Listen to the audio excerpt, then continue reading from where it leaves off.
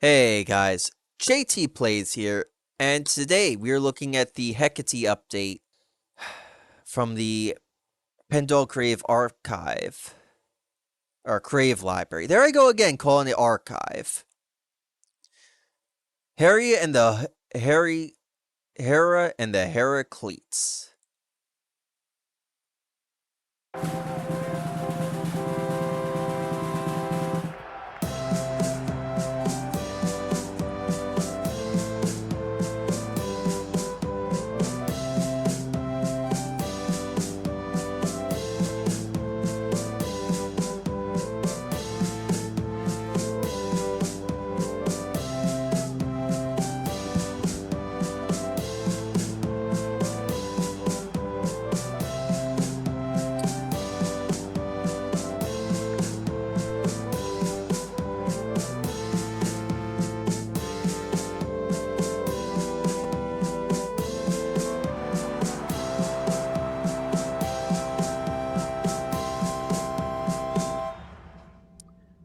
Something new for our archive. This update marks our first discussed character not only acting as a mascot of a sports team, but also our first character popularized through the use of a walk around mascot suit. The story of Heracles is perhaps more simplistic than our other characters, never reaching the renowned that other characters would. No movies were ever made on her behalf, nor was any animated cartoon, video game, or toy line produced from her iconography. Yet, as we will discuss, Harriet was in fact fairly popular, but only amongst a very specific group of people baseball fans. Founded in 1941 as one of the first women's baseball teams, the Harriet Cleats, originally just named the Cleats, signaled an important shift in women's involvement in American culture. Originally intended simply as moral boosting entertainment during the difficult economic period, this novelty would soon become a mainstay of American sports. Over the decades, the Cleats saw many notable athletes, the most famous among them being Harriet Turnpike, who joined the team in the late 1980s and for a short period of time became the face of the team, an unofficial mascot. It wasn't until the 90s that the Cleats would get a proper mascot character. During a game against the Oregon Ospreys, a fan of the Ospreys team released a cow onto the playing field as the Cleats were announced in an attempt to mock them. Instead, the women found the situation amusing, with Harriet even jokingly referring to the cow as the guest of honor, as she gently escorted it off of the field where it was returned to the local petting zoo.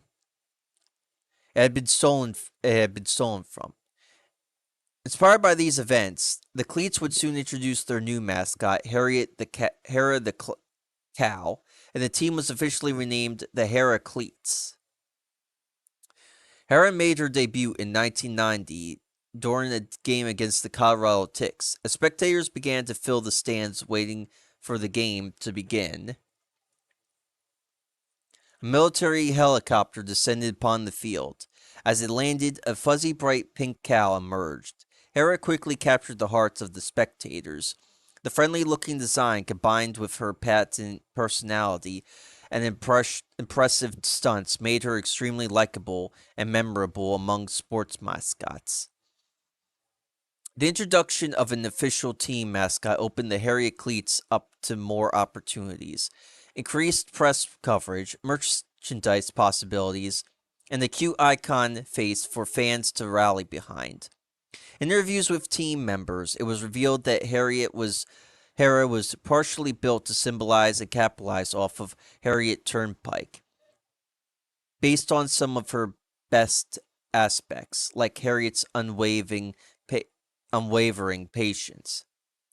Hera was made to be as soft and unearthed with humorous colors and round features. The sharpest part of her not being her horns, but her wits. Unlike other sports mascots who frequently get into altercations and hijinks with one another to entertain crowds, Harriet acted somewhat more mature, though still very silly in her own way.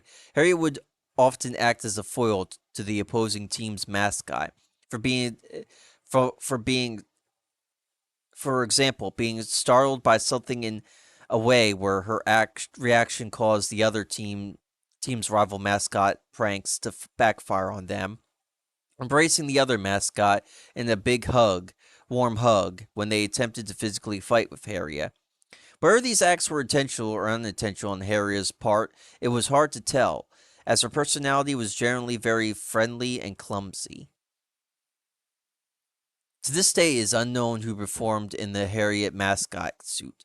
The identity of the actor was a closely guarded secret, so as to make Harriet seem as lifelike and immersive as possible. Harriet never spoke, but even with only the skills of body language and miming, she managed to convey her kindly hearted personality. Many fans who interacted with Harriet during her time described her as giving great hugs. The Harriet suit was made with intense mobility in mind that allowed for the mascot to perform impressive tricks, stunts, and lots of running around the field with her human team members. When she wasn't entertaining crowds, Harriet paid close attention to her team as they played, eyes always focused on the ball.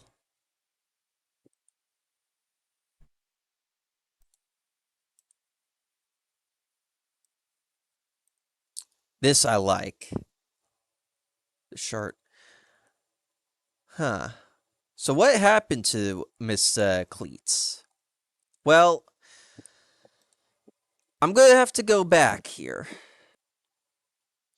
So, for a little bit of a recap here, guys. Digiboo first appeared in the last main update, excuse me. The site disappeared, and it talks about some of the characters. So this was from the Beatrice update. And what happened to Ethan was read more. Not sure if I can get back to here we go. More posts, what I'm looking for. 1979. I still hear the humming from the moment we stepped into that horrible factory. It's been growing louder and louder at all hours of the day. I can't sleep, I can't think, I can't escape it because it is coming from within my own head. I can feel its vibration echoing off my skull, calling me, compelling me to do what? I've been at this ridiculous ghost hunting shtick for so many years, and not once have I ever found any true, undeniable evidence of the paranormal. I thought I'd lost all the my faith, but no matter which way I look at that picture, at that whole night, I cannot explain what it was. When I close my eyes, all I can see is that haunting figure, that man, the ghost of a man who's still alive. How? How did I see him? Again, spoiler alert, Factory 9 is alive and is luring people in by making up ghosts and even having the Beatrice doll puppet go around and attack. Something is wrong. I can feel it as if it's in my very soul, like an itch, hives that reach deeper than the skin down to my bones. I think I must have angered some force beyond this life, and now I must live with the knowledge that I have done so much harm with my stupidity and selfish desires. Perhaps it is all a metaphor, my sins of the past coming back to haunt me. I treated the deceased with so much disrespect without considering how it might hurt their memories, their legacies, their still living loved ones. Now the memory of the ghost of a still living man plagues my every moment. But no, that feels too simple. It's something more, something greater than a single man. It feels too big somehow. I fear I'm missing the forest for the trees. This itch, this dizziness, it makes it hard to breathe, and I can't focus on my own thoughts long enough to fully realize what I've done without the humming in my head interrupting, scouring them away from me. Francisco, Jess, Grant, none of them hear the humming. They still believe, even after all that, the nothing we've captured, they still believe that an afterlife exists. I do not. I think I must be losing my mind. I do not believe in ghosts. Not anymore. There was nothing at that factory. There's never been anything anywhere we've gone. Nothing but radio chatter and flashing lights from cheaply shitty mag lights. But I have to be sure. If this is simply in my own head, I'm walking into my own madness. I don't want to drag anyone else down with me. I have to go back. I have to be sure. I have to go alone. My friends, my teammates, if you're reading this before I've returned, do not come looking for me. There is nothing at the Barlby factory. Nothing but dusty machines and overgrown plants and faded paintings of a forgotten mascot. I just need to be sure. Oh, oh, Ethan. Oh, Ethan.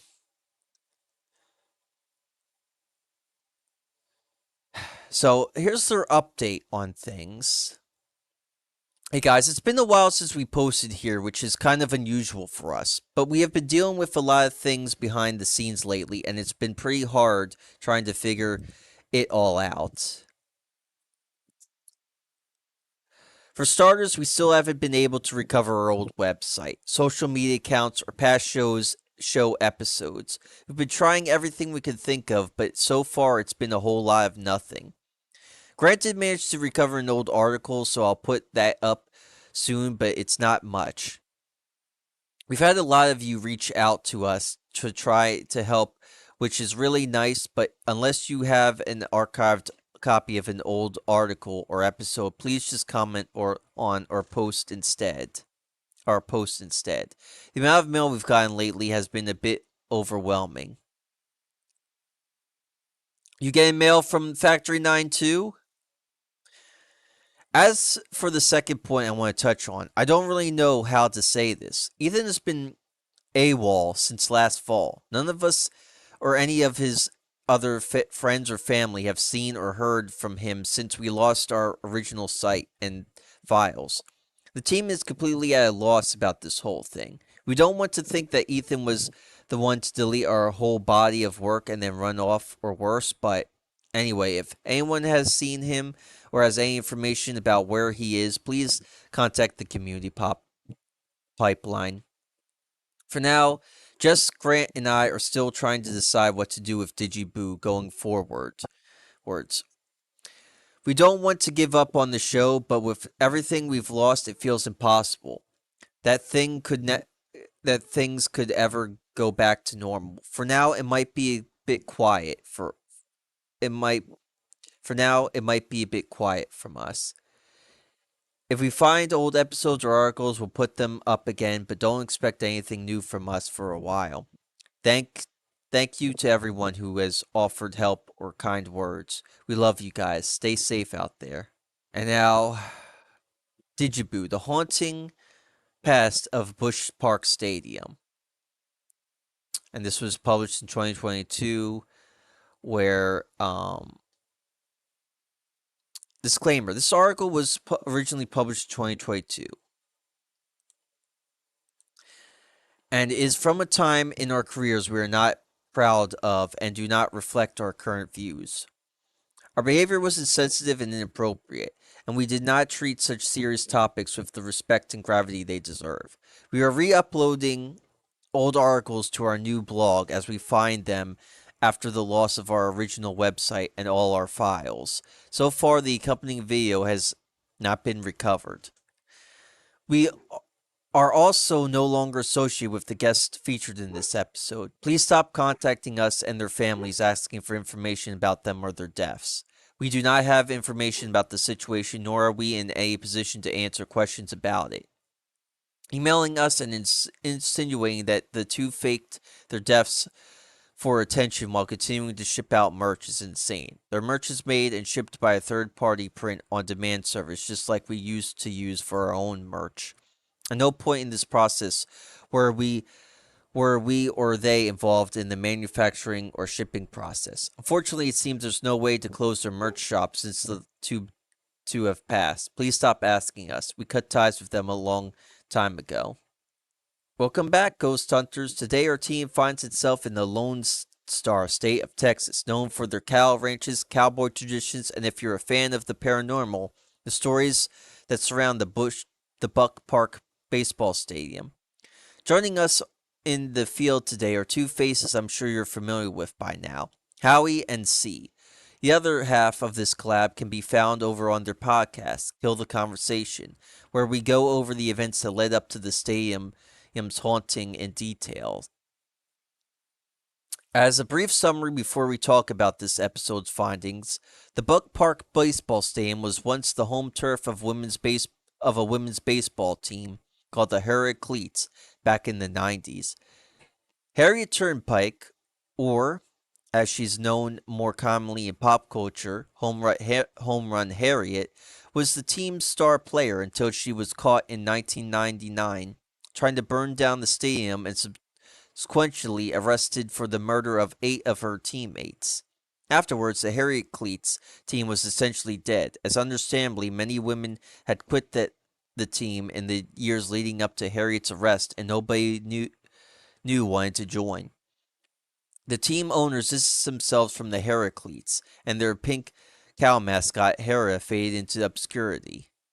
Investigation breakdown. Unlike many of the places we explored, the Buck Park Stadium is not abandoned and is still an active sports area. We were granted permission from the owners to explore the grounds after dark, complete with a tour of the facilities from one of the workers. After getting the lay of the land, we were locked into the dark stadium, completely alone.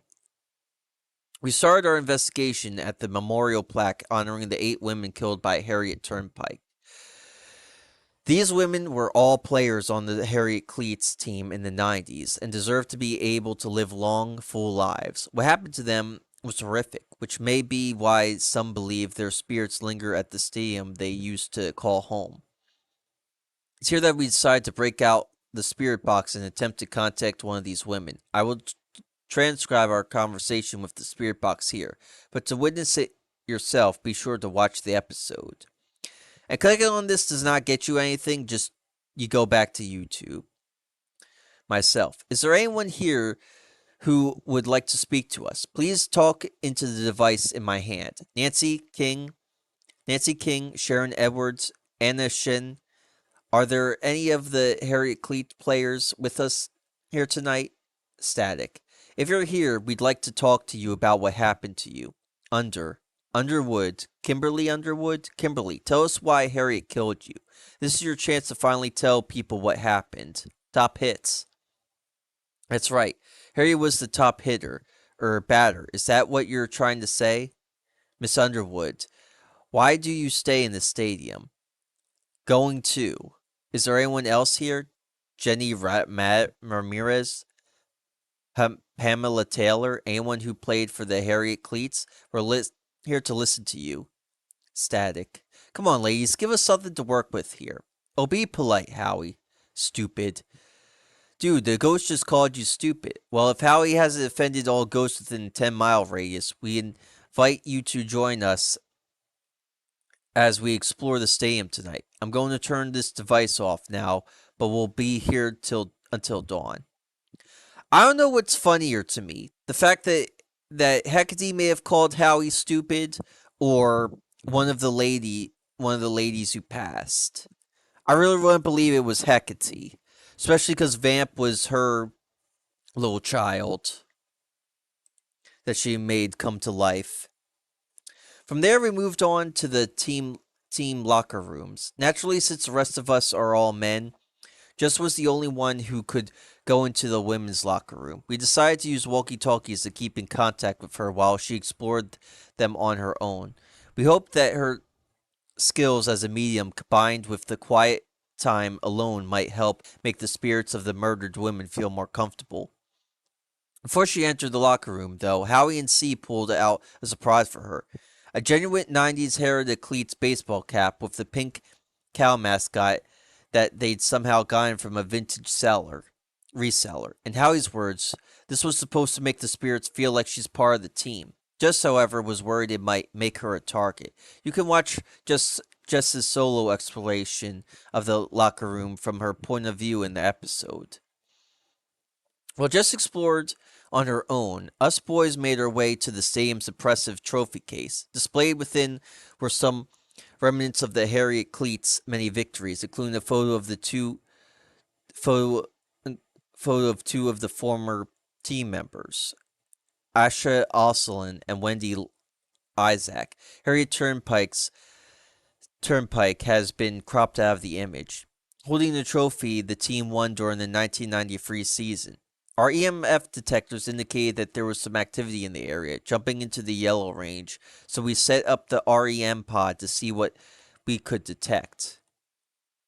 Once Jess was done exploring on her own, we all met back up at the baseball field for our final attempt at communicating with the dead. According to one legend, if 9 players are on the field at night with an empty stadium, they'll be able to hear the whispers of the murdered Harriet Cleats players. Another story says that they'll witness an echo of Harriet Turnpike in her last moments of freedom instead, trying to burn down the stadium. While Harriet's still alive, some believe the pockets of history that held alive pain and suffering can stay stuck in that moment, an echo of the past haunting the present. There were only 6 of us, but we decided to try anyway. We left the camera and AVP recorder on the home plate while the rest of us took various positions in the field, with C acting as the pitcher. We were not allowed to use any of the stadium's equipment, nor did we bring any of our own, at least not any sports equipment. You can't really play baseball with a thermal camera. Interestingly, watched back the footage picked when we watched back the footage picked up by the camera left on home base, some of the recording was corrupted. Was this a technical malfunction or a sign of something otherworldly? It's difficult to make out, but in the slowed down footage, if you really squint, you might be able to make something or someone out of the corruption. That would be wild if that was the vamp. Like if the vamp was that was the vamp's first appearance. Because again, the mascot of Killing the Conversations came to life via hecate and started killing people, killing grifters. Our closing thoughts. Our journey through the Buck Park baseball stadium was one marred by a profound sense of sorrow. While the stadium stands tall and proud, the small reminders of the team that once brought crowds and trophies to this area haunt its fields. Maybe as we retract their steps through the Echo Y chamber, Echo Y corridors, we were joined by the women we spoke about. Hope that if those 8 late women do remain here, it's due to a sense of pride in their team and each other, and not because their pain prevents them from moving on. Thank you again to Howie and C for exploring with us today. Their insights into the tragedies surrounding the stadiums was very eye-opening. Certainly opened my eyes. And again, no mention of that in this article. Interesting. All right, guys, this is JT signing out. See you guys next time. Peace.